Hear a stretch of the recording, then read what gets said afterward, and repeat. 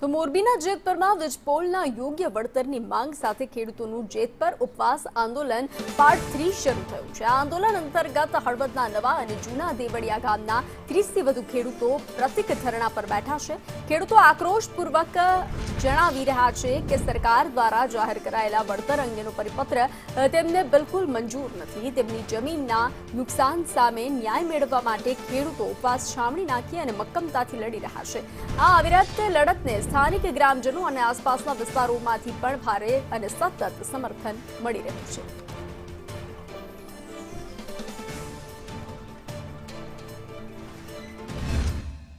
વીજપોલની લડતમાં અમારી માંગ સરકારે જે પરિપત્ર બહાર પાડ્યો એ અમને માન્ય નથી।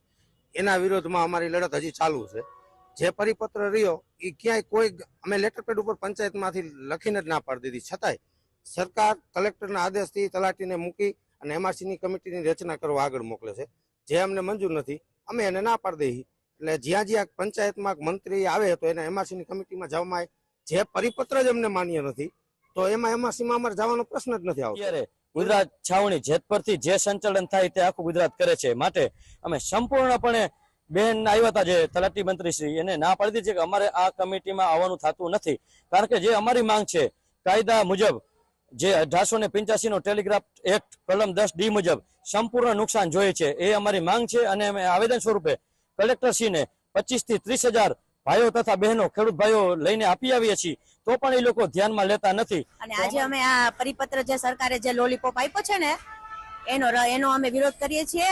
અને આ લોલીપોપ નાના છોકરાને અપાય। હવે આ ખેડૂત નાનો છોકરો નથી રહ્યું કે આ લોલીપોપ સ્વીકારી લે એમ। અમારા ખેતરમાં નથી નીકળતું પણ અમારા ભાઈઓ અને બાપાઓના ખેતરમાં તો નીકળે છે ને, અને ભવિષ્યમાં અમારામાં નીકળશે તો અમારે પાછળ છોકરાઓનું શું?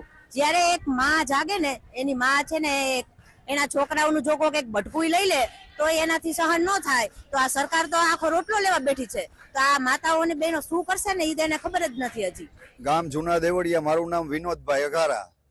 અમારી માંગ તો એક જ છે કે જે સરકારે આ પરિપત્ર બહાર પાડ્યો છે એ અમને દરેક ગામવાળાને અમાન્ય છે। અને જેતપર સાવણીમાં પ્રતિક ઉપવાસ માટે થઈ અને અમારા બે ગામના લોકો જૂના દેવળિયા અને નવા દેવળિયાના અને આ ઉપવાસ સાવરણી કન્ટિન્યુ ચાલુ રાખવા માટે। અને અમને ખાસ તો અસંતોષ તો એ બાબતનો છે કે જે સરકારે પરિપત્ર બહાર પાડ્યો એમાં અમારી માંગ સંતોષાતી નથી। એનું કારણ છે કે અમારો વિસ્તાર બધો પીત એરિયા, બીજો ઔદ્યોગિક વિસ્તાર છે હોવાના કારણે અમારી જમીન વેલ્યુ બહુ ઊંચી છે। જૂની જંત્રી પ્રમાણેનો જો આ ગવર્મેન્ટે પરિપત્ર બહાર જે પાડ્યો એ અમને અમાન્ય છે। એના માટે થઈને અમે પ્રતિક ઉપવાસ ઉપર બેસવા માટે થઈ અને દરેક ગામના ખેડૂતો અહીં હાજર છે અને જેતપર સાવણીને પૂરેપૂરો સપોર્ટ આપી છે।